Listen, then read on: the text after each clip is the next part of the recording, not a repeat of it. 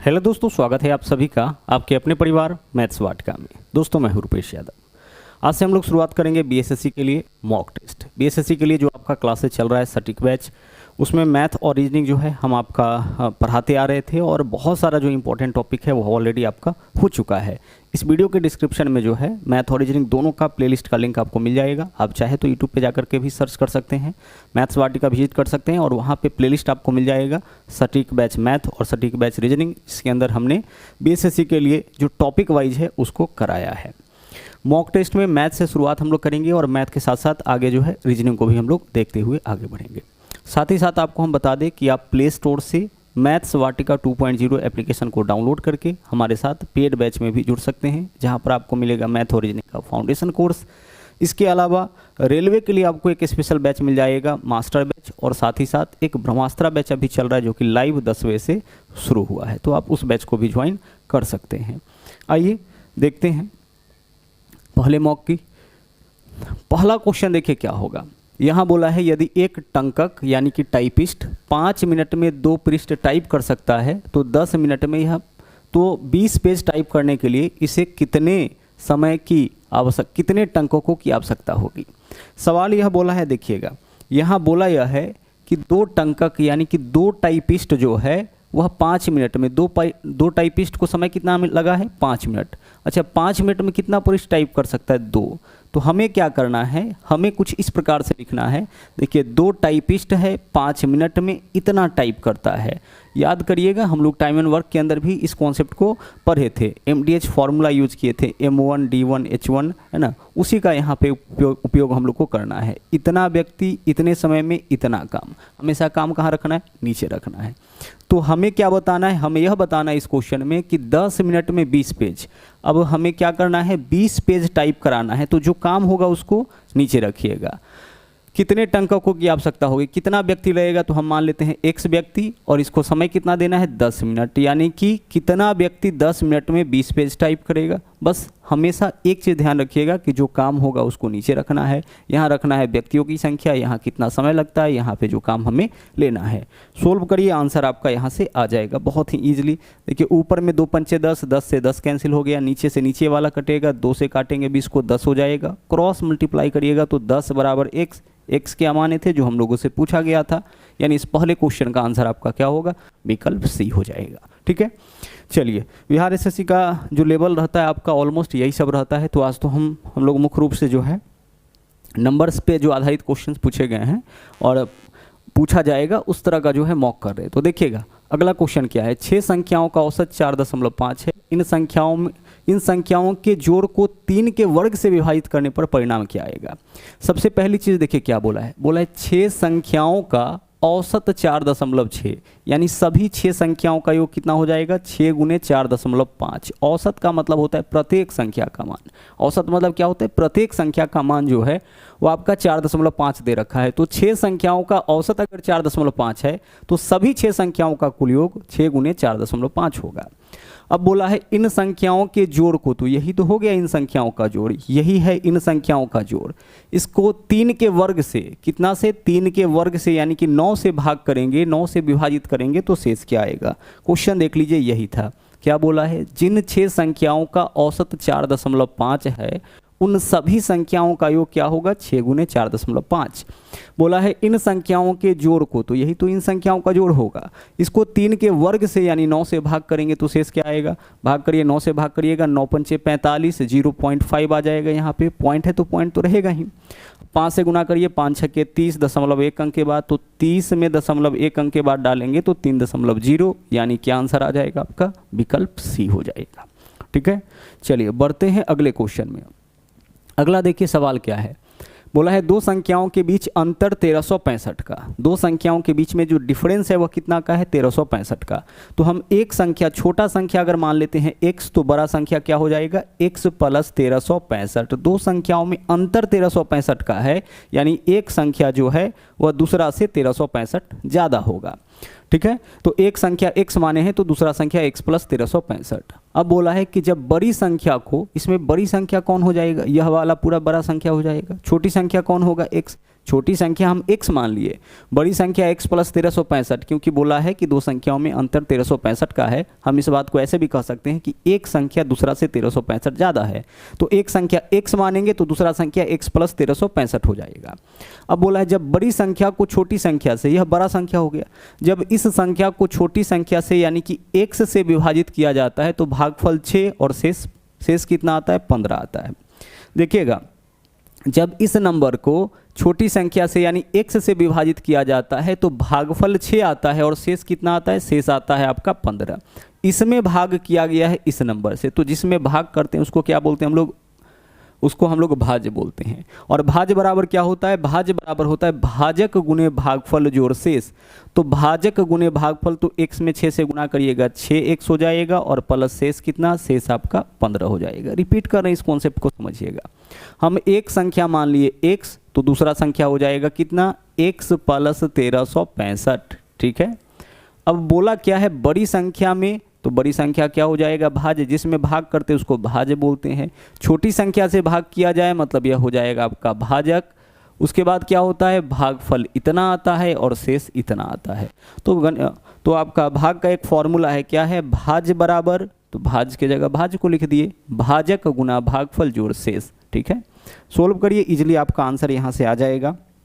इतना ही काम करना था। प्लस 15 इधर आके 1365 में से घटेगा तो 1350 हो जाएगा, और बराबर इधर देख लीजिए, प्लस x है, इधर आके 6x में से माइनस होगा तो 5x। 5x का वैल्यू इतना है, 5 गुना में इधर आएगा तो भाग में काट लीजिए, 5 से काटिएगा, 5 दूना 10, 5 सते 35, 270, इधर x आया। x का वैल्यू कितना हो जाएगा, 270। x क्या माने थे, दोनों में से छोटी संख्या, छोटी संख्या का वैल्यू 270 आ गया। अगर बड़ी संख्या पूछता तो x प्लस 1365 कर लेते, x का जो भी वैल्यू है उसको 1365 में जोड़ते तो बड़ी संख्या आपका निकल के आ जाता। फॉर्मूला यहाँ पे क्या लगाए हैं, भाज्य बराबर भाजक गुने भागफल जोड़ शेष। फॉर्मूला वही लगाना है, लेकिन यहाँ पे जो है हम लोग अपने तरीके से उसको सोल्व करेंगे ताकि जल्दी से अपना आंसर हम लोग निकाल सकें। नंबर 4 क्वेश्चन देखिए, बहुत इजी है। बोला है इस संख्या का इसको निकटतम हजार में बदलिए, तो 44,806 के निकटतम हजार का संख्या कितना हो जाएगा, 45,000 हो जाएगा। देखिए 45,000 से कितना, लगभग 200 के करीब कम है, तो इसके निकटतम हजार का संख्या क्या होगा, 45,000। या तो 44,000 या 45,000, तो निकटतम कौन होगा, 45,000 हो जाएगा। आगे बढ़ते हैं, अगला देखिए क्या है, बोला है पहले 4 विषम संख्याओं का योग क्या होगा। तो पहले 4 विषम संख्याओं का योग 4 का स्क्वायर हो जाएगा। पहले 10 विषम संख्याओं का योग 10 का स्क्वायर, पहले n विषम संख्याओं का योग n स्क्वायर हो जाएगा। करके भी देख लेते हैं। पहला 4 विषम संख्या लीजिए, क्या होगा, 1, 3, 5 और 7, इसको जोड़ के देखिए तो कितना आता है, 7 5 12, 3 15 और 1 16। 16 जो है वह किसके बराबर है, 16 जो है वह आपका 4 के स्क्वायर के बराबर। तो पहले 4 विषम संख्याओं का योग 4 का स्क्वायर, पहले 10 विषम संख्याओं का योग 10 का स्क्वायर, पहले 20 विषम संख्याओं का योग 20 का स्क्वायर हो जाएगा। आगे बढ़िए, अगला देखिए क्या है, 2 गुने 3 प्लस 4 किसके बराबर होगा। बोर्डमास के अनुसार आपको पता है, पहले ब्रैकेट का क्रिया, तो 4 3 7 दूना 14। 14 देख लीजिए किसका मान आ रहा है, 14 विकल्प डी का। देखिए 2 तिया 6 और 4 दूना 8, 8 और 6 कितना हो जाएगा, 14। यहाँ पे देखिए 4 तिया 12 दूना 24 हो रहा है। हमारा जो यहाँ पे इक्वेशन है उसका वैल्यू 14 आया है। कहाँ पे 14 दिख रहा है, यहाँ पे तो सबको गुना करेंगे 24 है, यहाँ पे पहले गुना करेंगे तो 6 4 10 है, यहाँ पहले गुना फिर जोड़ेंगे तो 4 दूना 8 3 11 है। 24 की कितना आपका 4 तिया 14 किस ऑप्शन का वैल्यू आ रहा है, विकल्प डी का, तो विकल्प डी आंसर हो जाएगा। आगे चलिए, आगे बोला है कि इस अंक को यदि 1 से 9 तक के संख्या में गुना किया जाए तो गुणनफल के अंकों का योग प्रत्येक दशा में जो है बराबर आता है। ऐसा नंबर 9 है। 9 में आप 1 से लेकर के 9 तक के किसी भी अंक से गुना करिए, गुना करने के बाद जो भी वैल्यू आएगा उसके अंकों को जोड़ के देखिए 9 ही आता है। जैसे देखिए 9 में पहले 1 से गुना करिए, कितना आएगा 9, चलिए यह तो आपका 9 ही है। 9 में 2 से गुना करिए, कितना आ जाएगा 18। 18 के अंकों को जोड़िए, 1 और 8 कितना आया, यह भी आपका 9 आ जा रहा है। अगर 9 में हम 3 से गुना करेंगे तो कितना हो जाएगा, 9 तिया 27, इसके अंकों को जोड़िए, 27 के अंकों को जोड़िए, 7 और 2 कितना आया, 9 आया। 9 में आप 8 से गुना करिए, 9 8 कितना हो जाएगा 72, इसके अंकों को जोड़ के देख लीजिए फिर से 9 आ जाएगा। 9 में 9 से गुना करके देख लीजिए 81, 81 के अंकों को जोड़ के देख लीजिए फिर से 9 आ जाएगा। तो सवाल यही पूछा था कि 1 से 9 तक के गुना करने पर गुणनफल के अंकों का योग हमेशा इक्वल आए, ऐसा कौन सा नंबर है, विकल्प भी 9 है ऐसा। आगे चलिए, इस अंक के अतिरिक्त प्रत्येक अंक के न्यूनतम 2 गुणनखंड होते हैं। भाई जितने भी संख्या होते हैं ना, जो भी संख्या है एक को छोड़ करके बाकी सब का जो है गुणनखंड का संख्या 2 या 2 से ज़्यादा होगा।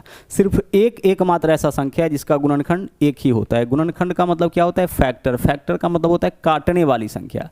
फैक्टर का मतलब क्या होता है? फैक्टर का मतलब होता है काटने वाली संख्या। तो अगर हम आपसे कहें कि एक को काटने वाला संख्या कौन है, आप बोलोगे सर एक को काटने वाला संख्या केवल एक है।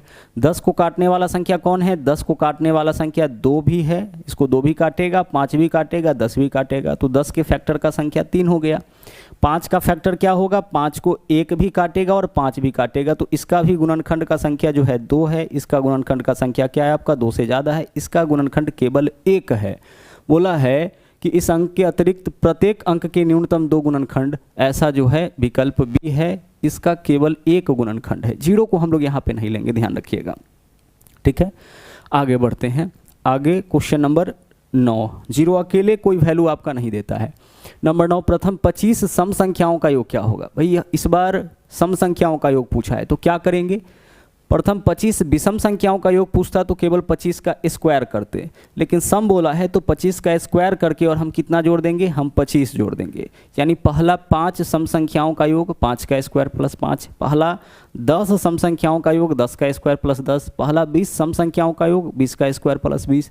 तो पहला 25 सम संख्याओं का योग 25 का स्क्वायर प्लस 25। 25 का स्क्वायर कितना होता है? 625। 625 में 25 जोड़िएगा कितना हो जाएगा? 650। विकल्प ए आपका इस क्वेश्चन का सही आंसर हो जाएगा। विषम रहने पर सीधे स्क्वायर करते हैं, लेकिन सम रहने पर स्क्वायर प्लस जिसका स्क्वायर करते हैं उसको जोड़ते हैं।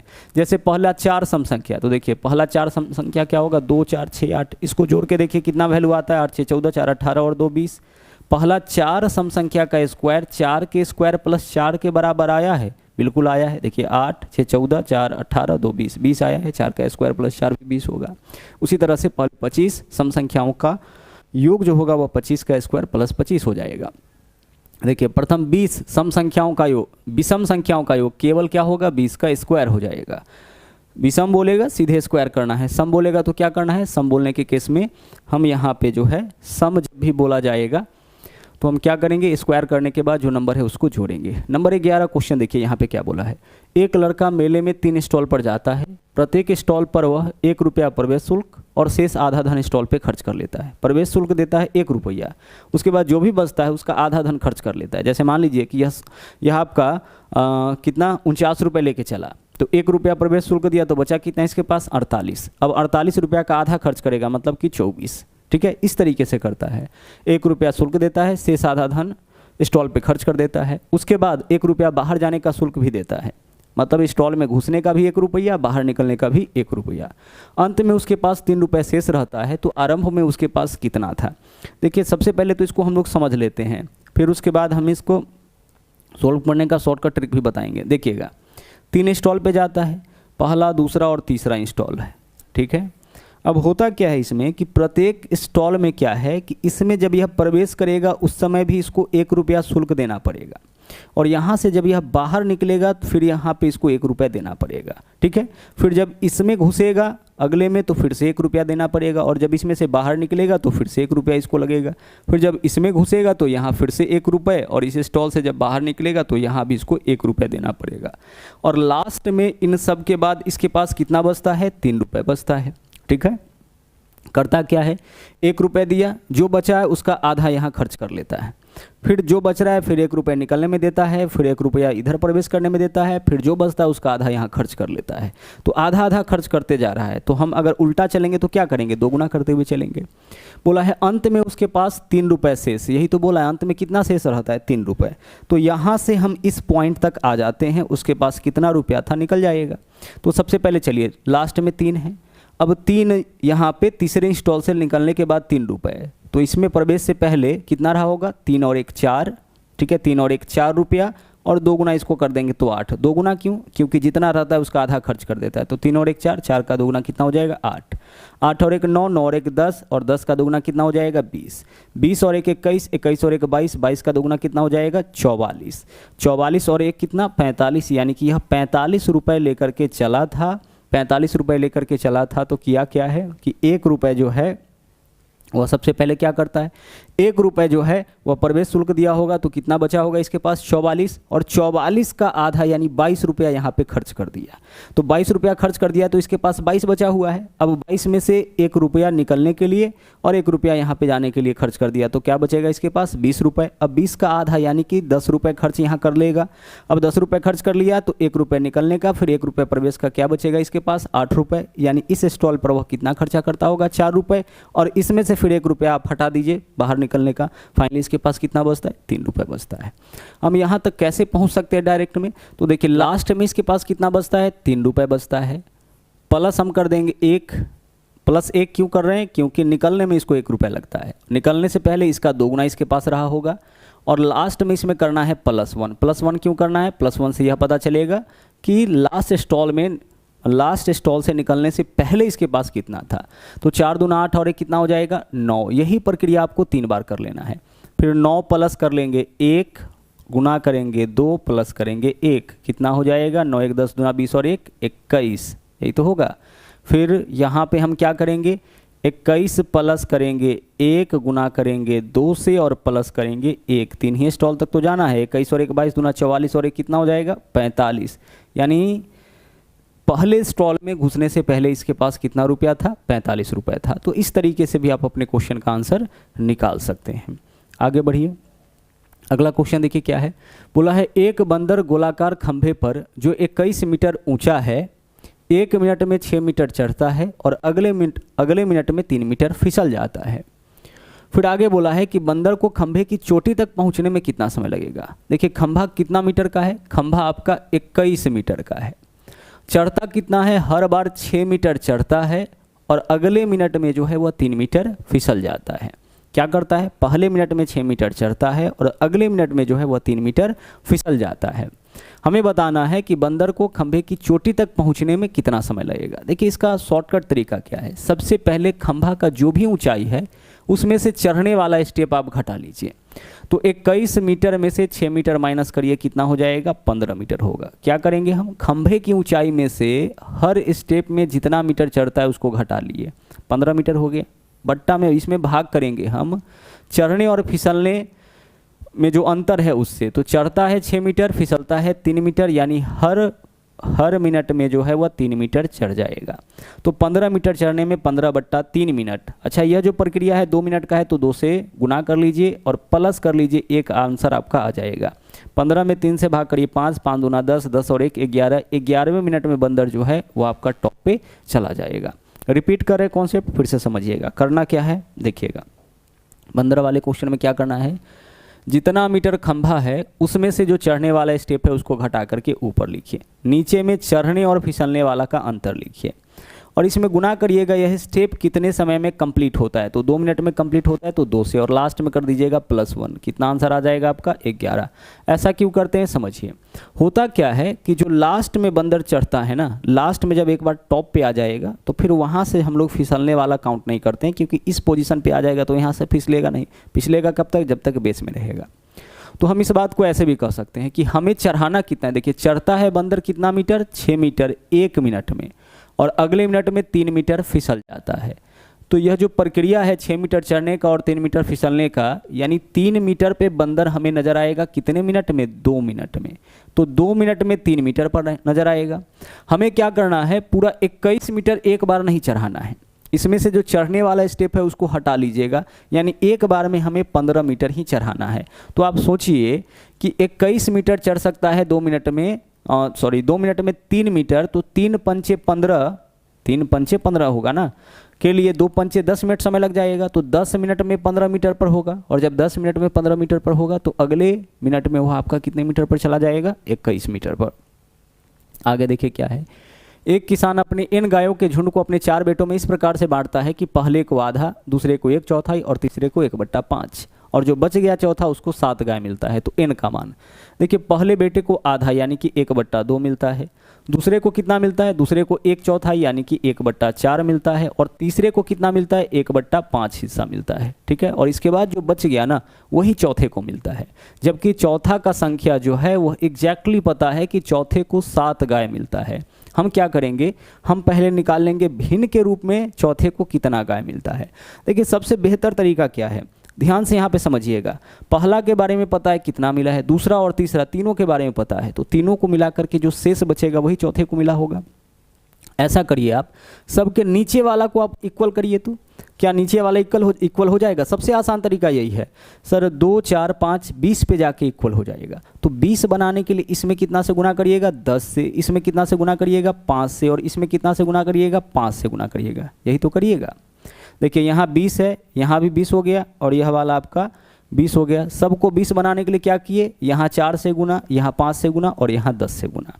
अब 10 से गुना नीचे किए तो ऊपर भी 10 से गुना तो 10 हो जाएगा। 5 से गुना नीचे किए तो ऊपर भी 5 से गुना तो 5 हो जाएगा। 4 से गुना नीचे किए तो ऊपर भी 4 से गुना तो ऊपर में कितना हो जाएगा? 4 हो जाएगा। अब समझिए, 20 गाय में से देखिए सब जगह क्या है? 20 है। 20 में से 10 पहला को मिला, 5 दूसरा को और 4 तीसरा को। तो 10 5 15 4 19। 19 गाय जो है 3 बेटों में बांट चुका है। कितना में? 20 में। यानी चौथे को कितना गाय मिलेगा? 1 गाय मिलेगा। कितना में? 20 में। 20 में से 10 5 15 4 19 गाय यह बांट चुका है। तो अब इसके पास क्या बचेगा? सिर्फ 1, यानी चौथे को 1 गाय मिलेगा। कितना में? 20 में। जबकि चौथे को मिल रहा है कितना गाय? 7 गाय। चौथा का हिस्सा भिन्न में इतना, रियल में इतना। 1 का मान यहाँ से निकालिए, 20 सत्ते 140। यही हो जाएगा उस किसान के पास गायों का संख्या, जिसको यहाँ पे n से डिनोट किया गया है। इस तरीके से सोल्व करिएगा तो बहुत ईजिली आपका आंसर आ जाएगा। आगे भी ऐसा क्वेश्चन आया है जिसके ऊपर इसको अप्लाई करके हम आपको दिखाएंगे। अगला क्वेश्चन देखिए क्या है, वह न्यूनतम संख्या क्या है जिसे 48 64 90 120 से विभाजित करने पर शेष 38 54 80 110 आता है। देखिएगा क्वेश्चन क्या है, बोला है कि 48 64 90 और 120, 48 64 90 और 120 से भाग करने पर शेष कितना आता है? शेष आता है 38, इसके अलावा 54 और यहाँ पे 80 और यहाँ पे शेष क्या बन रहा है आपका? 110। समझिएगा क्वेश्चन क्या है, आप एक बार जितना जितना से भाग करने के लिए बोला है और जो शेष है उसका डिफरेंस चेक करिए। तो 48 38 10 का अंतर, 64 54 10 का अंतर, 90 80 10 का अंतर, 120 110 10 का अंतर। जो अंतर आया है सब जगह इक्वल है। क्या यह बाई चांस हुआ है? बाई चांस नहीं है। यह आपका क्वेश्चन का एक टाइप है। जब जितना से भाग करना है और जो शेष आता है उसका डिफरेंस समान होता है तो इसको हम लोग बोलते हैं कांस्टेंट डिफरेंस। क्या बोलते हैं? Constant difference. और कांस्टेंट डिफरेंस के केस में क्या होता है? कांस्टेंट डिफरेंस के केस में जो आंसर होता है, हमें क्या बताना है? वह छोटी से छोटी संख्या जिसमें इन सब से भाग करने पर शेष क्रमशः यह सब बचे। तो कांस्टेंट डिफरेंस के केस में जितना जितना से भाग करना होता है उसका निकालते हैं हम लोग एलसीएम, और एलसीएम में से माइनस कर लेते हैं कांस्टेंट डिफरेंस। यही हमारा आंसर हो जाता है। क्या आंसर होता है? जितना जितना से भाग करना, यह सब तो शेष बच रहा है ना। 48 से भाग करने पर शेष 38, डिफरेंस 10 का आया। यहाँ से सिर्फ डिफरेंस चेक करिए, भाजक का और शेष का। आंसर कैसे निकालेंगे? तो जितना से भाग करना है उसका निकालिए एलसीएम और उसमें से कांस्टेंट डिफरेंस माइनस कर लीजिए। यानी हमारा आंसर कौन होगा? हमारा आंसर होगा एलसीएम माइनस कांस्टेंट डिफरेंस। तो हमारा कौन सा ऑप्शन इसमें आंसर होगा? एलसीएम वह संख्या होता है जो दिए गए सभी संख्या से कटे। एलसीएम वह संख्या होता है जो दिए गए सभी संख्या से कटे। तो 48 64 90 120 यह सबसे कटने वाला जो होगा वह क्या होगा? एलसीएम होगा, और उसमें से 10 माइनस करेंगे, वही हमारा आंसर। यानी एलसीएम माइनस 10 जो होगा वह हमारा आंसर होगा, और एलसीएम जो होगा वह इन सब से कटेगा। इसका मतलब यह हुआ कि हमें एक ऐसा ऑप्शन खोजना है जिसमें जब हम 10 जोड़ दे, सिर्फ इस बात को समझिए, जिसमें हम 10 जोड़ दे तो वह 48 64 90 120 सबसे कटे। तो आप सभी ऑप्शन को ट्राई करिए। जब इसमें 10 जोड़ेंगे तो यह 2800 कितना हो जाएगा? 80 हो जाएगा। जब इसमें 10 जोड़ेंगे तो यह 2870 हो जाएगा। जब इसमें 10 जोड़ेंगे तो यह 2900 हो जाएगा। ठीक है, जब इसमें 10 जोड़ेंगे तो यह कितना हो जाएगा? 2890 हो जाएगा। यानी हमें एक ऐसे ऑप्शन की तलाश है जिसमें 10 जोड़ने पर वह 48 64 90 120 से कट जाए। अब खोजिए कौन सा ऑप्शन है जो कट रहा है। तो गौर से देखिएगा, 48 से वही नंबर कटेगा। 48 16 का मल्टीपल है ना, या 8 का ही ले लेते हैं। 48 के लिए हम 8 लिख सकते हैं ना, 48 को 8 काट रहा है, तो जो भी नंबर 48 से कटेगा वो 8 से पक्का कटेगा। तो हम खोजते हैं कि कौन सा ऑप्शन है जो 8 से कटेगा। क्या यह ऑप्शन 8 से कटेगा? सर नहीं कटेगा। 8 से वही नंबर कटता है जिसका अंतिम 3 अंक 8 से कटे। 8 90 नहीं कटेगा। 8 से कटेगा? नहीं कटेगा। क्या यह नंबर 8 से कटेगा? नहीं कटेगा। तो 3 ऑप्शन आप हटा चुके हैं। चौथा ऑप्शन आपका क्या होगा? आंसर हो जाएगा। देख लीजिए, यह तो आपका 8 से कट भी रहा है, या 8 के अलावा 48 64 90 120 सबसे कटेगा। तो हमारा आंसर यही होगा। अल्टीमेटली क्या सीखें आप इस क्वेश्चन में कि जब भी केस कांस्टेंट डिफरेंस का हो तो जो भी कांस्टेंट डिफरेंस आए उसको आपको सोचना यह है कि किस ऑप्शन में उसको जोड़ने के बाद इन सभी नंबर से वो ऑप्शन कट रहा है, वही ऑप्शन हमारा क्या होगा, आंसर हो जाएगा। आगे बढ़िए, आगे बोला है 4 अभाज्य संख्या आरोही क्रम में लिखा गया है, पहले 3 का गुणनफल 385 और अंतिम 3 का गुणनफल 1001 है। भाई 385 में क्या है, 4 अभाज्य संख्याओं को इस तरीके से लिखा गया है कि पहले 3 का गुणनफल 385, तो 385 में पहला 3 अभाज्य संख्याओं का गुणनफल है, तो इसको तोड़ के देख लेते हैं। 5 से तो कटेगा, देख के पता चल रहा है, तो 5 सते 35, यहाँ बचेगा कितना 3, यहाँ 3 बचेगा ना, 35 5 सते 35 77 हो जाएगा। फिर जब आप इसको 7 से तोड़िएगा कितना आ जाएगा, 11 आ जाएगा। तो यहाँ पता हमें एक चीज़ चल गया है कि 385 जो है वह 5 7 11 का गुणनफल है। तो पहले 3 का गुणनफल यह है 385 और अंतिम 3, तो 5 7 11 क्रम तो आप बता सकते हैं, 5 7 11 के बाद अगला क्या आएगा 13, तो अंतिम 3 का यानी 7 11 13 का गुणनफल आपका 1001 हो जाएगा। आप निकाल के देख लीजिए। हमें क्या बताना है, पहला अभाज्य संख्या क्या होगा, आंसर इस क्वेश्चन का क्या होगा, विकल्प ए हो जाएगा। जब छोटे वाले नंबर को तोड़िएगा, यहाँ पे तोड़ने के बाद जो सबसे छोटा नंबर आएगा वही आपका क्या हो जाएगा, सबसे छोटी अभाज्य संख्या, क्योंकि पहले 3 का यानी 3 छोटका का गुणनफल इतना है और 3 बड़का संख्या का गुणनफल 1001 है। अगला देखिए क्वेश्चन क्या है, निम्नलिखित में से कौन सी संख्या 99 से विभाज्य है। भाई 99 से तो वही कटेगा जो 9 से भी कटे और 11 से भी कटे। 99 से कौन कटेगा, जो 9 और 11 दोनों से कटे। तो सबसे पहले 9 से देखिए कौन सा ऑप्शन कट रहा है, 4 2 6 7 13, 13 और 6 कितना हो जाएगा, 4 2 6 और 6 और 6 12, 12 7 19, 19 और 7 आपका कितना आ रहा है 26, यह तो नहीं कटेगा। वही ऑप्शन आपका कटेगा 9 से जिसके अंकों का योग 9 से कट रहा होगा। 3 और 1 4, 4 7 11, 11 8 19, 19 और 1 20, यह भी आपका नहीं कटेगा। इसको चेक करिए, 2 और 1 3, 1 4 8 12, 12 7 19, यह भी आपका नहीं कट रहा है 9 से। इसको चेक करिए, 5 3 8 6 14, 14 5 19, 19 और 8 27, इसके अंकों का योग 27 है, तो यह आपका कट जाएगा। एक बार फिर से चेक करने दीजिए, 4 और 2 6, 6 7 13, 13 6 19, 19 और 7 कितना होगा 26, अंकों का योग 26 आया, तो नहीं कटेगा। तो यह नंबर आपका कट रहा है कितना से, 9 से। चेक करिए, या 11 से भी कट जाएगा। 11 से कटने का रूल क्या है, अल्टरनेट अंकों के योगफल का अंतर या तो 0 आएगा या 11 का गुणज। तो 5 और 6 11, 11 और 8 कितना 19, पहले अल्टरनेट का योग। जो बच गया नंबर वह भी अल्टरनेट में होगा, 5 और 3 8। इसका डिफरेंस चेक करिए कितना का आ रहा है 11 का, मतलब यह नंबर 11 से विभाज्य है। तो हमें जब 9 से चेक किए तो 3 ऑप्शन 9 से हट गया, तो फिर हमें क्या करना है, चौथे ऑप्शन को चुन लेना है, आगे कुछ करना ही नहीं है। अगला देखिए, 4/5, 6/7, 2/9, 9/11, 3/8 के उनके मूल्यों के अवरोही क्रम में क्रमबद्ध करने पर कौन सा संख्या जो है वो चौथे नंबर पे आएगा। हमें जो नंबर यहाँ दिया गया है उसको अवरोही क्रम में यानी घटते क्रम में सजाना है, और घटते क्रम में सजाने के बाद जो नंबर चौथे स्थान पर आएगा उसको बताना है। देखिए 4/5, क्या क्या नंबर है हमारे पास, 4/5 है। देखिएगा इसको करना क्या है, 4/5 है, इसके अलावा 6/7 है, 4/5, 6/7, 2/9, ठीक है, 9/11, और इसके अलावा क्या है 9/11 के अलावा 3/8 है। यही तो है नंबर चारों।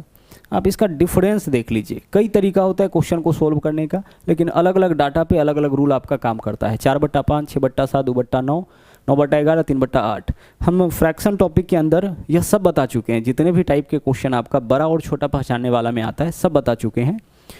यहाँ पे जो टाइप है उसमें हमें क्या करना है समझिएगा। अंतर देखिए अंश और हर का, कितना का है यहाँ 1 का। यहाँ देखिए अंतर कितना का है, यहाँ भी 1 का। यहाँ अंतर कितना का है 7 का अंश और हर में। यहाँ अंतर कितना का है 2 का, और यहाँ अंतर कितना का है 5 का। करना क्या है कि सबका अंतर बराबर करना है। तो बराबर कैसे होगा, तो देखिए 1 7 2 5 का एलसीएम कितना हो जाएगा सर, 5 दूना 10 सत्ते 70, एलसीएम हो जाएगा 70। तो सब में 70 से गुना कर दीजिए, मतलब सबको 70 आपको बना लेना है। जो डिफरेंस दिख रहा है ना सबको 70 बना लेना है। तो 1 में कितना से गुना करेंगे 70 हो जाएगा 70 से, तो 4 में 70 से गुना करिए, 7 चौके 28, 280 हो जाएगा। ठीक है, 1 में कितना से गुना करेंगे 70 हो जाएगा 70 से, तो 7 छक्के 42, 420 हो जाएगा। ठीक है, आगे बढ़िए। यहाँ पे क्या होगा आपका 7 चौके 28, और आगे क्या हो जाएगा 7 छक्के 42। ठीक है, आगे बढ़िए। अब यहाँ पे देखिए इसको 70 बनाने के लिए 10 से गुना, तो यहाँ हो जाएगा 10 दूना 20। 7 को 70 बनाने के लिए 10 से गुना, तो 10 दूना 20 हो जाएगा। 2 को 70 बनाने के लिए कितना से गुना करना पड़ेगा 35, तो 35 से 9 में गुना करिए। 35 से 9 में गुना करिएगा, 35 दाएँ 200, 35 दाएँ की 350 में से 35 माइनस करेंगे तो कितना हो जाएगा 315। ठीक है, और 5 को 70 बनाने के लिए 14 से गुना, तो 14 तिया कितना हो जाएगा 42 हो जाएगा। जो आप देख रहे हैं सबका नंबर यहाँ पे जो वैल्यू आप देख रहे हैं, इसमें जो क्रम यहाँ दिख रहा है उसी क्रम में यह आपका बड़ा छोटा भी होगा। तो सबसे बड़ा देख लीजिए 420 आया है, तो 420 किसके सामने 6/7 के सामने, तो सबसे बड़ा भिन्न आपका 6/7 हो जाएगा। इसके बाद 9/11 के सामने आया है बड़ा वैल्यू, तो 9/11 इससे छोटा हो जाएगा। इसके बाद देख लीजिए 280 के सामने आया है वैल्यू, तो 4/5 हो जाएगा, इससे छोटा। इसके बाद देख लीजिए 3/8 आएगा, और सबसे छोटा जो है वह क्या हो जाएगा आपका 2/9, सबसे छोटा आपका 2/9 हो जाएगा। हमें क्या बताना है, हमें बताना है कि चौथे नंबर पर, तो 1 2 3 4 3/8 विकल्प सी आपका इस क्वेश्चन का सही आंसर हो जाएगा। चेक कर लीजिएगा यहाँ पे कैलकुलेशन एक बार, तरीका बस आप अच्छे से समझ लीजिए कि करना क्या होता है हमें। और जैसा कि हमने आपको बताया है कि पूरे डिटेल में इसको डिस्क्राइब कर चुके हैं फ्रैक्शन टॉपिक के अंदर, सटीक बैच का जो प्लेलिस्ट है वहाँ जा करके आप इसको देख सकते हैं।